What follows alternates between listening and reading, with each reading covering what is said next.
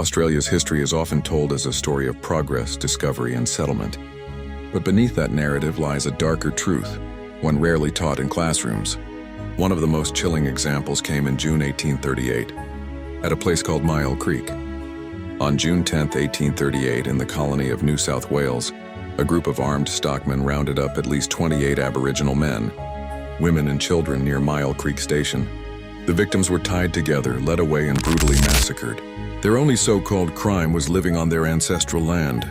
This was not an isolated event. Across the frontier, conflict raged as settlers pushed deeper into Indigenous territory. Massacres, poisonings, and forced removals became a brutal reality of colonization.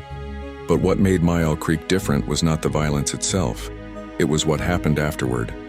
For the first time in colonial history, the perpetrators of such an atrocity were brought to trial. 11 men were charged with murder. After the first trial collapsed, 7 were retried, found guilty, and hanged. It was a rare, almost unprecedented moment of justice in an era when violence against Aboriginal people was often ignored, excused, or erased from the record. Yet this justice was short-lived. The executions sparked outrage among settlers who believed Indigenous lives should not be valued equally. Across the colonies, many massacres continued, unreported, unpunished, and unspoken. The Myall Creek Massacre remains a symbol of both Australia's darkest violence and its first faint attempt at accountability. Today, the site is a memorial, reminding us of the blood that stained the frontier and the voices silenced in the making of a nation. But the violence of the frontier was only one form of darkness. Decades later, the government itself would begin tearing children from their families, creating what we now call the stolen generations. What if the government came to your home, took your children, and told you that you'd never see them again? For thousands of Aboriginal and Torres Strait Islander families, this was not a nightmare, it was reality. From the late 1800s through to the 1970s, Australian governments enforced policies of forced removal. Aboriginal children, many of them very young, were taken from their parents under the belief that they could be assimilated into white society. Officials claimed it was for their protection. In truth, it was cultural erasure. These children are now known as the stolen generations. They were placed in institutions, missions, or fostered out to non-Indigenous families.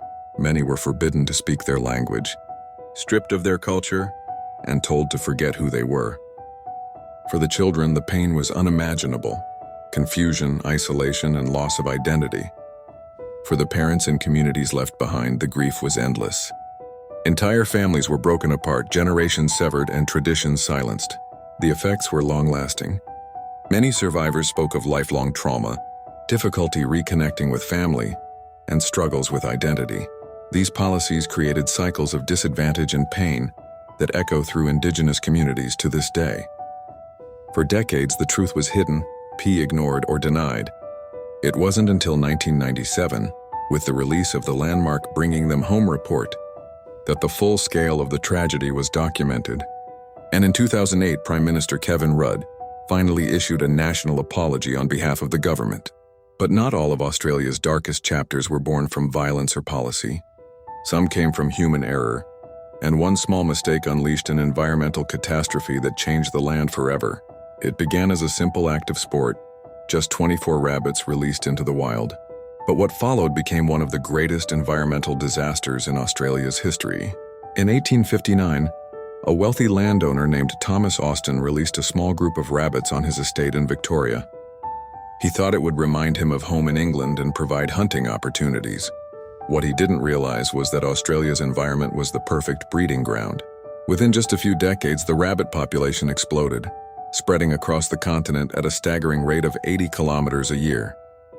By the early 1900s, there were hundreds of millions of rabbits devastating crops, stripping soil and destroying native plants.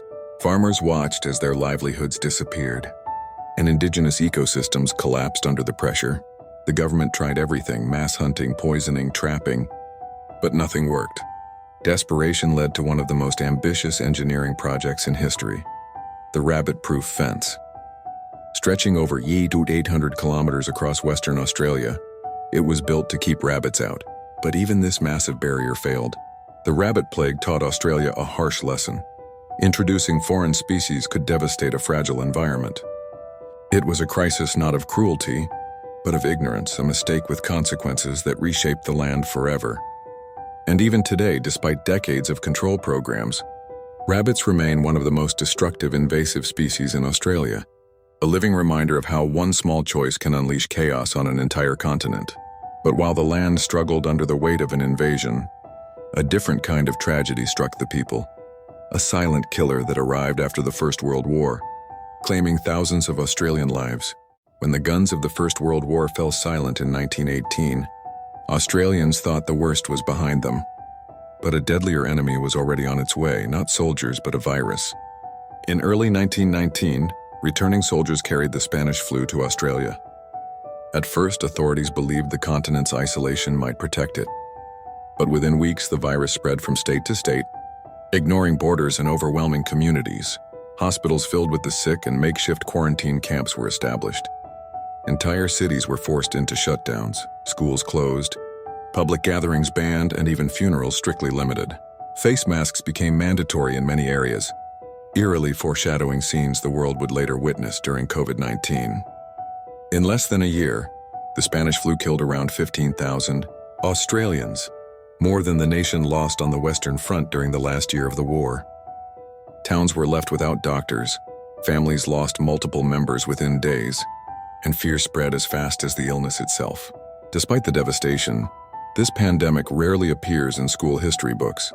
Overshadowed by the memory of World War I, the Spanish flu became a forgotten tragedy, even though it reshaped public health policies and left scars on families across the nation. It was a stark reminder that even after war, peace does not always mean safety. Sometimes the deadliest battles are fought not on the battlefield, but in hospitals, homes, and hearts. But Australia's darkest moments were not all in the distant past. Decades later, one ordinary morning in Sydney turned into the nation's worst rail disaster, a tragedy that still haunts survivors today. It was just another summer morning in Sydney. Commuters boarded the 6:09 train, expecting nothing more than a routine trip. But within minutes, their journey turned into one of the darkest tragedies in Australian history. On January 18, 1977, a packed commuter train approached Granville Station. As it passed beneath the Bold Street Bridge, disaster struck. The train derailed, slamming into the bridge's supporting pylons. In an instant, the bridge collapsed onto the carriages below, crushing them like tin cans. The scene was catastrophic. 83 people lost their lives, and more than 200 were injured. Survivors described screams, twisted metal, and the desperate cries of those trapped beneath the rubble. For rescue workers, it was a race against time, fighting heat, debris, and the constant risk of further collapse.